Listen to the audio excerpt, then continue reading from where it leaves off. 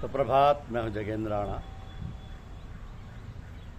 न खुदा ही मिला न विशाले सनम, न खुदा ही मिला न विशाले सनम। यह हमारी आज की आध्यात्मिक चर्चा का विषय है। जो सारे जहां का मालिक है, उसकी इच्छा के बिना पत्ता भी नहीं हिलता। उसकी जिम्मेदारी होने पर कोई काम नहीं बिगड़ सकता। करने वाला तो बिल्कुल यंत्रवत काम करता है। ये काम करने का सबसे बढ़िया तरीका है, इसी को कर्मयोग कहते हैं। हमारे एक साथी हैं जो गुरु महाराज के पास रहते थे, तो पूजा पाठ करते थे, न ध्यान धारणा समाधि लगाते थे, ना तो कुछ पूजा पाठ करते थे और ना ध्यान धारणा समाधि लगाते थे। उनकी पूजा तो बस यही थी कि गुरु महाराज के पास बैठे रहते और उनकी तरफ इस प्रकार ध्यान लगाए रहते कि गुरु महाराज की जो भी ज़रूरत होती, जिस चीज़ की इच्छा होती, और बिना कहे हुए ले आते और चुपचाप बैठे रहते। गुरु महाराज भी कुछ नहीं कहते और इस प्रकार बहुत दिनों तक मामला चलता रहा। एक बार अपने ही भाइयों में से एक साहब ने उनसे कहा कि तुम बैठे रहते हो, पूजा नहीं करते, गुरुदेव से कहो तुम्हें भी पूजा बतलाते। उन भाई ने गुरुदेव से कहा कि हमें भी पूजा बतलाती। गुरुदेव बोले तुम्हें पूजा की कोई ज़रूरत नहीं है, तुम्हारा ऐसे ही सब ठीक हो जाएगा। और भाई ने जब उन साहब को, जिन्होंने पूजा सीखने का था, ये बात बताई, तो वो बोले ये भी खूब रही, हम लोग इतनी मेहनत करते हैं, तुम्हारी पूजा ऐसे ही ठीक हो जाएगी। तो कैसे हो जाएगी, ये तो तुम्हें फुसला दिया गया।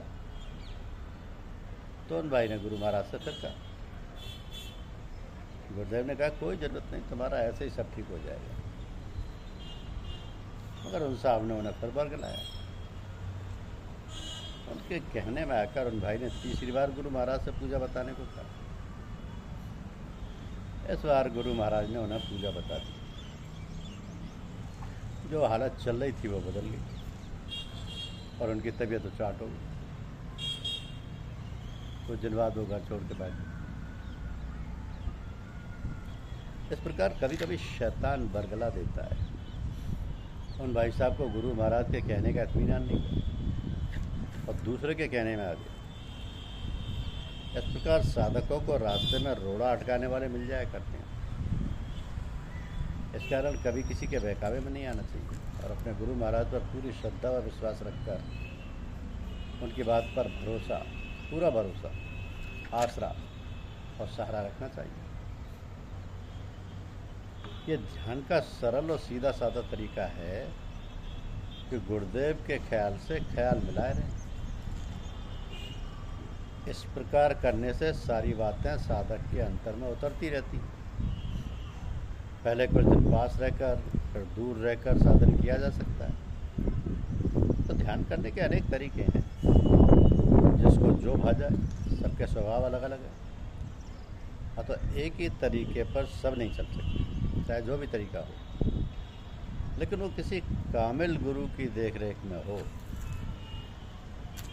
कामिल गुरु की देखरेख में ही करना चाहिए, तभी उसमें सफलता मिलती है। गुरु लोग बड़े दयालु होते हैं और अपना सर्वस्व देने को तैयार रहते हैं, किंतु ऐसे साधक और शिष्य बड़ी मुश्किल से मिलते हैं। उन्हीं लोगों में से एक भाई थे जो लेन देन का काम करते थे, ब्याज और सूद लेते थे, गहन धरी का काम भी करते थे। हम लोगों ने उनसे कहा ये काम ठीक नहीं है और आध्यात्म मार्ग में ब्याज लेना बिल्कुल मना है। उन्होंने बात मान ली। इस प्रकार कुछ दिन बाद उनके पास रुपया कम हो गया। तो एक दिन उन्होंने हमसे कहा, भैया बस इतनी ही पूजा ठीक है, अब ज़्यादा पूजा नहीं चाहिए, क्योंकि हमारा रुपया बहुत कम हो गया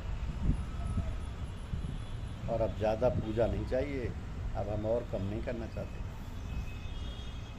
तो इन बातों से जाहिर होता है कि उनका सब कुछ रुपया ही था। उन्हें पूजा पाठ और भगवान से कोई सरोकार नहीं। इस प्रकार इस मार्ग में बहुत जरूरी है कि खूब सोच समझकर विचार करके निश्चय कर लेना चाहिए कि हम चाहते क्या हैं। नहीं तो फिर यही हाल होता है, ना खुदा ही मिला ना विशाले समय, ना इधर के रहे ना उधर के रहे। तो आज हमारे जीवन में ये जो अशांति है, उदासी है, बेचैनी है, ये जीवन के हर पहलू में अनियमितता और श्रृंखलाता और उद्दंडता आ गई, क्योंकि हम सिद्धांत विहीन हैं और हमारा कोई आदर्श नहीं रह गया। हम विचारशील नहीं हैं, या तो हम लकीर के फकीर हैं या दूसरों के नकल करके सब काम करते हैं। अब जो हम करते हैं उसका क्या नतीजा निकलेगा, उस पर हमारा कोई ध्यान नहीं जाता, बस किए जा रहे हैं, चले जा रहे हैं एक दूसरे के पीछे। इसका जीवन एक भार बन गया है, बोझ बन गया है हर एक के लिए। जब चल पड़े तो रुकें कैसे, और रुकने का कोई ठिकाना नहीं, ना कोई विचार ही है, आखिर रुके ही क्यों। यदि किसी सिद्धांत को लेकर, किसी खास विचार को लेकर चले होते तो उसका कहीं ठिकाना होता, कोई आसरा होता। ये तो बस यूँ ही देखा देखी चल रहा है, तो चल रहा है। आज हमारे सामने ना शास्त्रों की मर्यादा है, ना महान पुरुषों का आदर्श है, ना रीति नीति है, जो है केवल देखा देखी, और वो भी ना समझ के साथ।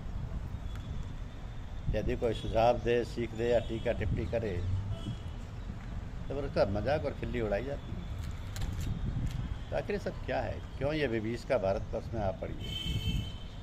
इसका इतना विस्तार हो गया है और इसका प्रचार व प्रसार इतनी तेज़ी से बढ़ता जा रहा है कि तुरंत उसका कोई हल निकलना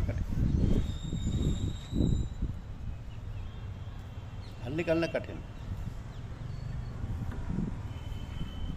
तो इसलिए हमें सजग हो जाना चाहिए तथा भगवत भजन, पूजा व उपासना और अधिक प्रेम व लगन के साथ करनी चाहिए। जो भगवान का भजन, पूजन व अर्चना करते रहेंगे, संत जनों की छत्र छाया में बने रहेंगे, सत्संग करते रहेंगे, उनका सब बातों से त्राण और बचाव होता रहे। भगवान संत और गुरुजन अपनी दया कृपा हम सब पर बनाए रखें और हम सब इन महापुरुषों के बताए हुए मार्ग पर चलते रहें, उनका अनुसरण करते रहें तो ही भला है।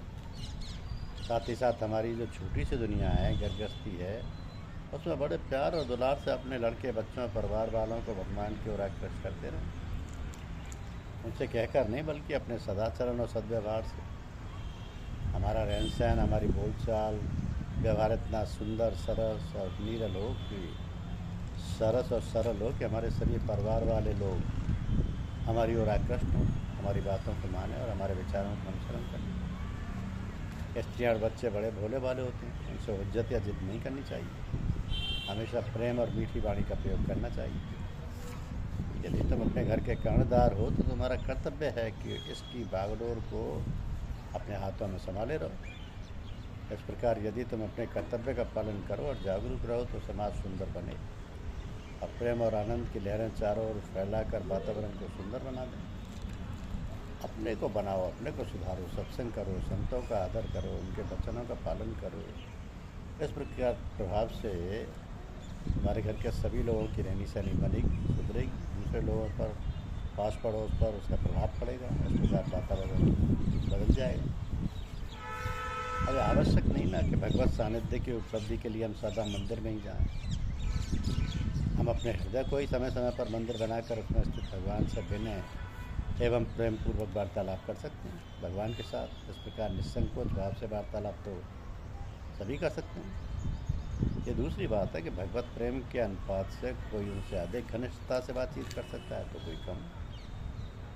भगवान हमसे बस एक और यही बात चाहते हैं कि अति शीघ्र हम उनकी शरण ग्रहण करें और हतोत्साहित न हो। तो इस बात का सदा ख्याल रखो। अपने पुत्र, भाई, सेवक, अपने से नीचे पद या स्थित वालों को दूसरों के सामने कभी अपमान मत करो। कोई भी आदमी अपना अपमान नहीं सहना चाहता, उसके मन में अपमान करने वाले के प्रति बुरी भावना अवश्य पैदा होती है। इसलिए किसी को सावधान करने के लिए कहना ही हो तो एकांत में कहो, और यह भी कहो जहाँ तक बन सके कि सहानुभूति और प्रेम की भाषा हो। धन्यवाद।